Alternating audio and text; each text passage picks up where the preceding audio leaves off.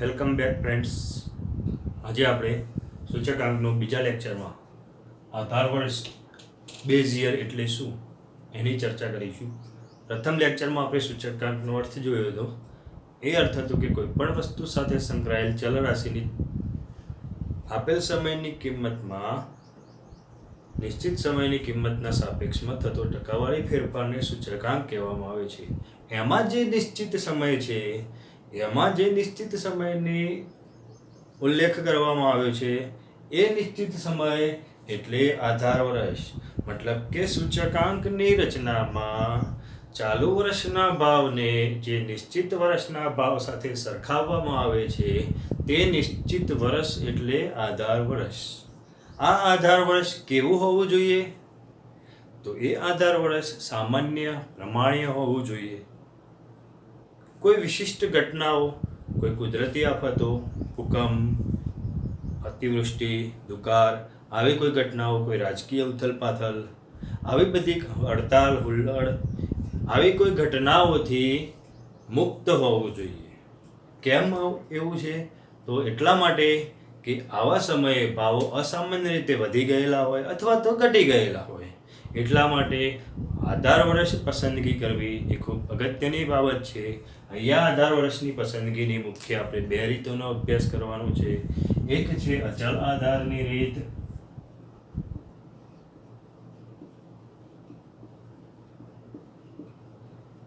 અને બીજી છે પારંપરિક આધારની રીત.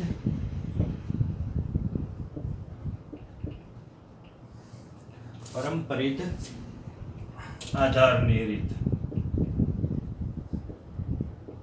મિત્રો આની થોડીક ચર્ચા કરી લઈએ કે બે રીતો છે, અચલ આધાર અને પારંપરિક આધાર. અચલ આધારની રીતમાં એક અચલ શબ્દ છે. અચલ એટલે સ્થિર, જે ચલિત નથી તે અચલ છે, સ્થિર છે. અહીંયા એવો મતલબ, આનો મતલબ એ છે કે અચલ આધારની રીતમાં આધાર વર્ષ સ્થિર રહે છે. મતલબ કે આધાર વર્ષ બદલાતું નથી. ભૂતકાળના કોઈ નિશ્ચિત વર્ષને આધાર વર્ષ લઈ એના ભાવોને આધારે સૂચકાંક શોધવામાં આવે તો એ અચલ આધારની રીત થાય છે. અહીંયા બીજું છે પારંપરિક આધારની રીત. તો પારંપરિક આધારની રીતમાં શું છે? તો એ પારંપરિક આધારની રીતમાં જે વર્ષનો સૂચકાંક શોધવાનો છે એ ચાલુ વર્ષના તરત પુરોગામી એટલે કે આગામી વર્ષના ભાવોને આધાર વર્ષ તરીકે લઈ અને જે રીતે સૂચકાંક શોધવામાં આવે એને પારંપરિક આધારની રીત કહેવાય છે. અહીંયા શું થશે? જે વર્ષનો સૂચકાંક શોધવાનું છે એના અગાઉનું વર્ષ છે એટલે દર વર્ષે આધાર વર્ષ બદલાતું રહેશે. એટલે અહીંયા આધાર વર્ષની પસંદગીનો પ્રશ્ન ઉપસ્થિત થતો નથી, કારણ કે જે વર્ષ છે એના અગાઉનું વર્ષ આવશે. જ્યારે અહીંયા આધાર વર્ષની પસંદગીનો પ્રશ્ન છે. આધાર વર્ષ દર વર્ષે સ્થિર રહે છે અને આધાર વર્ષ અહીંયા દર વર્ષે બદલાતું રહે છે. આ તફાવત જે છે એનો મુખ્ય તફાવત છે. અચલ આધારની રીતમાં આધાર વર્ષ સ્થિર રહે છે. પારંપરિક આધારની રીતમાં આધાર વર્ષ દર વર્ષે બદલાતું રહે છે. આપણે એક એક રીતનો અભ્યાસ કરીએ. એમાં પહેલી રીત છે અચલ આધારની રીત. એના ઉદાહરણ સાથે સમજૂતી મેળવીએ.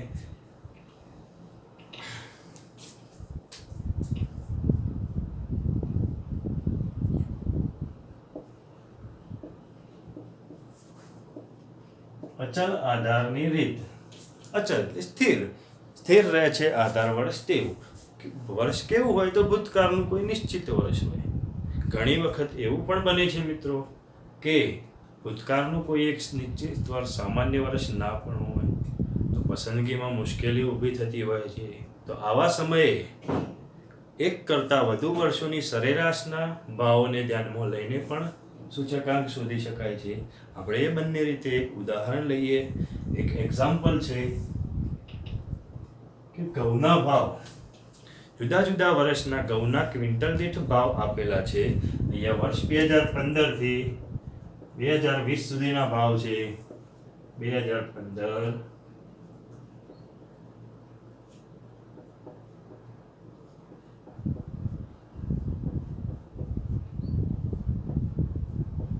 2015 થી 2020 સુધીના ભાવ આપેલા છે ઘઉંના ભાવ રૂપિયામાં, એનો એકમ છે રૂપિયા, ક્વિન્ટલ દીઠ છે એનો ક્વિન્ટલ. 2015 1650, પછી થયા 1690, 1730, 1750, 1810, 1850 કેટલા ભાવ છે. હવે અહીંયા 2015 ભાવને આધાર વર્ષના ભાવ એટલે કે 1650 ને આધાર વર્ષના ભાવ લઈ અને અચલ આધારે સૂચકાંક શોધવાનું છે. સૂચકાંકનું સૂત્ર આપણે અગાઉ જોયેલું છે, એ જ અચલ આધારે સૂચકાંકમાં બને છે. કયું સૂત્ર છે? તો ચાલુ વર્ષની ચલ કિંમત એટલે કે ચાલુ સમયની ચલ કિંમત ભાગ્યા આધાર સમય કે વર્ષની ચલ કિંમત ગુણ્યા 100. ચાલુ વર્ષ એટલે શું? P1. આધાર વર્ષ એટલે શું? P0. તો અહીંયા સૂત્ર બનશે I બરાબર P1 ભાગ્યા P0 ગુણ્યા 100. આ સૂત્ર બને છે. આપણે પ્રથમ વર્ષ 2015 નું સૂચકાંક શોધીએ તો પ્રથમ વર્ષ 2015 એ આધાર વર્ષ અને ચાલુ વર્ષ બંને છે. તો 1650 ભાગ્યા 1650 ગુણ્યા 100 થશે. બીજા વર્ષે 2016 1690 ભાગ્યા, હવે અહીંયા છેદમાં જે છે આધાર વર્ષ 1650 છે તો 1650 જ આવશે. અહીંયા આધાર વર્ષના ભાવ સ્થિર રહે છે. આધાર વર્ષ કે જે 1650 રૂપિયા છે અહીંયા પણ આવશે અને અહીંયા પણ આવશે ગુણ્યા 100. પછી છે 1730 ભાગ્યા 1650 ગુણ્યા 100. 1750 ભાગ્યા 1650 ગુણ્યા 100.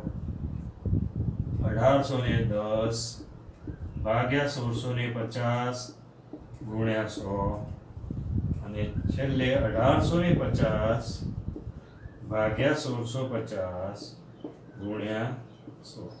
આમ થાય. એટલે કે જે દર વર્ષે આધાર વર્ષ સ્થિર રહે છે એટલે જે ભાવ છે દરેકમાં 1650 છેદમાં આવશે.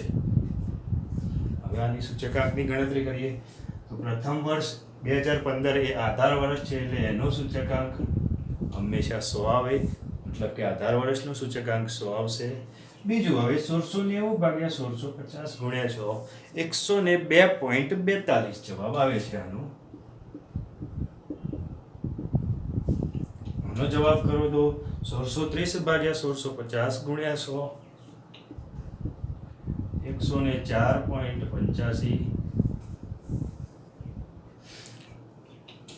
1750 ભાગ્યા 1650 ગુણ્યા 100 106.06.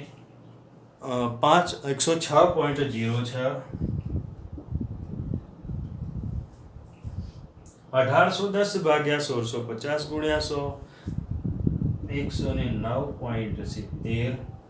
અને છેલ્લે 2020 ના ભાવ જોઈએ તો 1850 છે તો 1850 ભાગ્યા 1650 ગુણ્યા 100 112.72 સૂચકાંક મળે. એટલે એવું કહેવું હોય તો કહી શકાય કે 2015 ની સરખામણીમાં 2020 માં સૂચકાંક 112.72 થયો છે. તો ભાવમાં વધારો કેટલા ટકા ગણાય? તો 112.72 માઇનસ 100 એટલે 12.72 ગણાય. ભાવમાં 12.72% વધારો થયો છે, આવું આપણે આનું કહી શકીએ. તો આ થઈ કોઈ એક નિશ્ચિત વર્ષને આધાર વર્ષના ભાવ તરીકે લઈએ, પરંતુ ભૂતકાળનું કોઈ એક નિશ્ચિત વર્ષ આધાર વર્ષ તરીકે નક્કી થઈ શકતું ના હોય તો શું કરાય? તો એક કરતાં વધારે વર્ષોના ભાવોને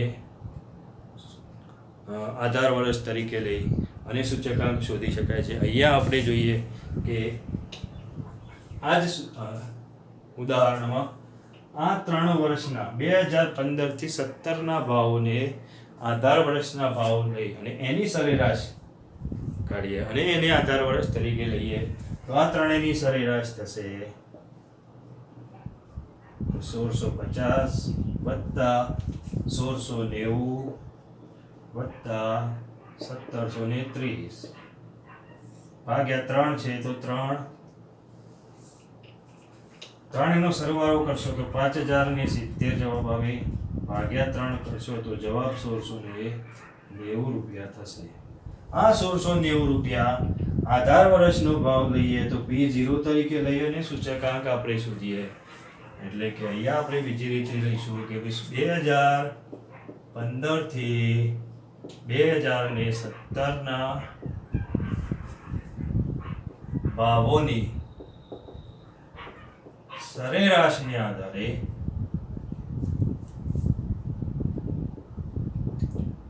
સૂચકાંક અચલ આધારે સૂચકાંક ગણાશે. અહીંયા P0 તરીકે આપણે 1690 રૂપિયા લેવાના છે. આ યાદ રાખવું મિત્રો.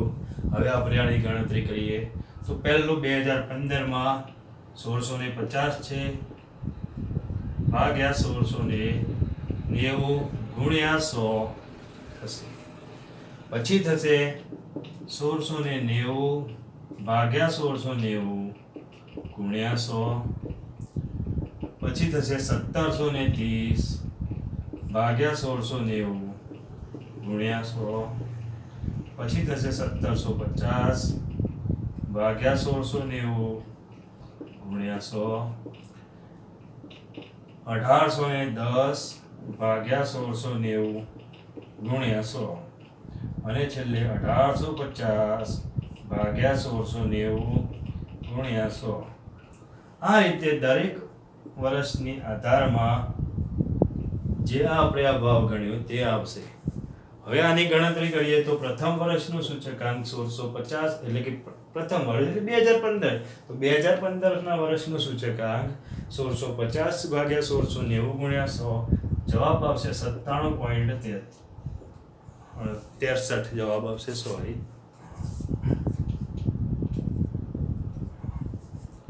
બીજા વર્ષમાં તો 1690 ભાગ્યા 1690 છે તો એનો સૂચકાંક 100 થશે. ત્રીજા વર્ષમાં જોઈએ તો 102.37 થશે. ત્રીજામાં 1750 ભાગ્યા 1690 ગુણ્યા 100 103.85 થશે, સોરી 55 થશે. આગળ છે 2019 માં 107.10 થશે. અને છેલ્લે 2020 ના વર્ષનું સૂચકાંક જે છે એ 109.47 થશે. તો આ થયું એક કરતા વધુ વર્ષની સરેરાશના આધારે સૂચકાંક. કોઈ એક નિશ્ચિત વર્ષ લઈ અને એના આધારે સૂચકાંક શોધ્યો. બંને અચલ આધારની રીતે સૂચકાંક જ છે. આ કોઈ એક આપણે ઘઉંના ભાવ લઈને કર્યું છે. પરંતુ એક કરતાં વધુ વસ્તુઓ એટલે કે કોઈ વસ્તુઓના સમૂહનો સૂચકાંક શોધવો હોય તો કઈ રીતે શોધાય એનું પણ આપણે એક ઉદાહરણ લઈએ. સ્વાધ્યાય 1.1 નો ચોથો દાખલો છે બળતણની વસ્તુઓના સૂચકાંક. એ આપણે ગણીએ આજે.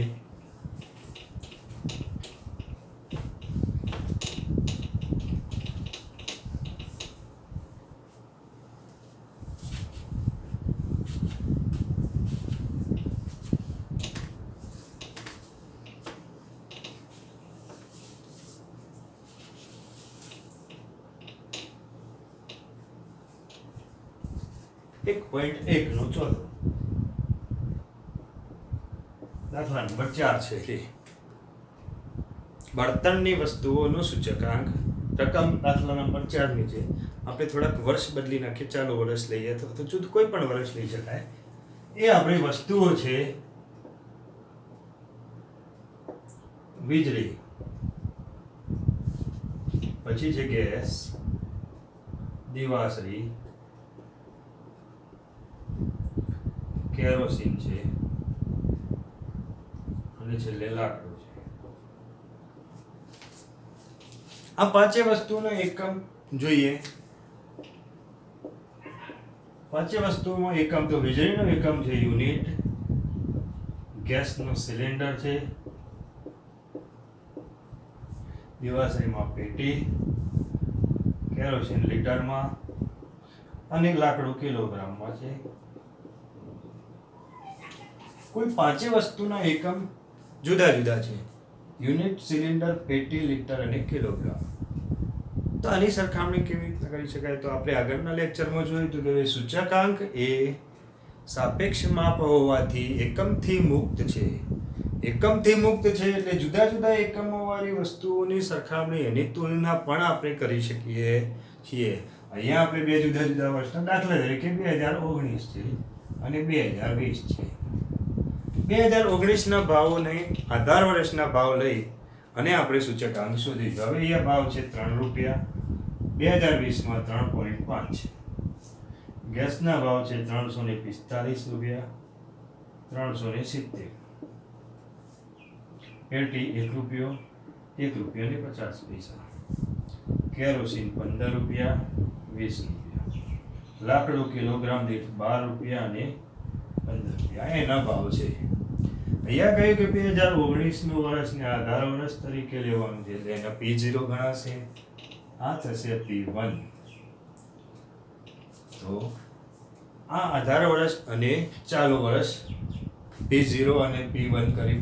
હવે પાંચે વસ્તુઓનો સામાન્ય સૂચકાંક શોધવાનો છે. બળતણની વસ્તુઓનો સૂચકાંક છે. હવે આપણે શું કરવું પડે? તો પાંચે વસ્તુઓના સૌપ્રથમ ભાવ સાપેક્ષ મેળવવા પડે. તો એ આપણે ભાવ સાપેક્ષ મેળવીએ. તો ભાવ સાપેક્ષ એટલે શું? તો શું છે? ભાવ સાપેક્ષ છે બે ગુણોત્તર છે એટલે કે બે જુદા જુદા વર્ષોના ભાવનો ગુણોત્તર P1 ભાગ્યા P0 થશે. અહીંયા થાય 3.5 ભાગ્યા 3, પછી થશે 370 ભાગ્યા 345, 1.50 ભાગ્યા 1, 20 ભાગ્યા 15 અને 15 ભાગ્યા 12. આમ થશે. આના ભાવ સાપેક્ષ અહીંયા ગુણ્યા 100 કરવાનું નથી. અહીંયા અત્યારે આપણે ભાવ સાપેક્ષ મેળવીએ છીએ એટલા માટે આનો જવાબ આવે 1.1667. 6 સુધી અનંત આવે છે. ચોથો આંકડો 6 છે એટલે 7 કર્યા. 370 ભાગ્યા 345 આનો જવાબ છે 1.0724. આનો જવાબ 1.50 જ મળશે. આનો જવાબ મળશે 1.3333. 3 સુધી અનંત જાય છે. આપણે 4 આંકડા લઈ લઈએ. આનો જવાબ છે 1.25. હવે આ પાંચે વસ્તુઓની સરેરાશ જોઈએ છે. તેનો સરવાળો પણ કરવો જોઈએ. આના ભાવ સાપેક્ષનો સરવાળો. સરવાળાનો સિમ્બોલ છે સિગ્મા. આ શું છે? ભાવ સાપેક્ષ. તો P1 ભાગ્યા P0 થશે. એના બરાબર જોઈએ તો આનો જવાબ મળશે 6.3224. 6.3224. હવે આપણે આ વસ્તુઓનો પાંચે વસ્તુઓના સમૂહનો સામાન્ય સૂચકાંક શોધીએ તો બળતણના સમૂહનો સામાન્ય સૂચકાંક. બળતણની વસ્તુઓના સમૂહનો સામાન્ય સૂચકાંક I બરાબર એનું સૂત્ર છે સિગ્મા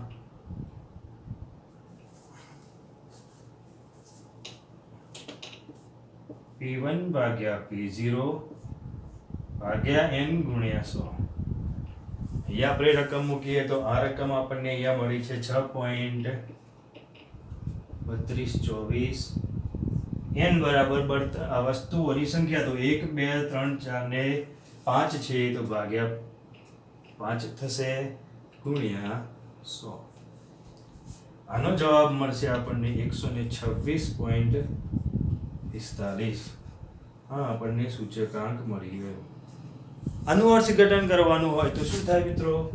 તો એ અર્થઘટન એ થશે કે 2019ની સાપેક્ષમાં 2020માં બળતણની વસ્તુઓના ભાવ નું સૂચકાંક 126.45 થયો. મતલબ કે 126.45 માઇનસ 100 એટલે કે બળતણની વસ્તુઓના ભાવમાં વધારો થયો છે. 26.45% વધારો છે.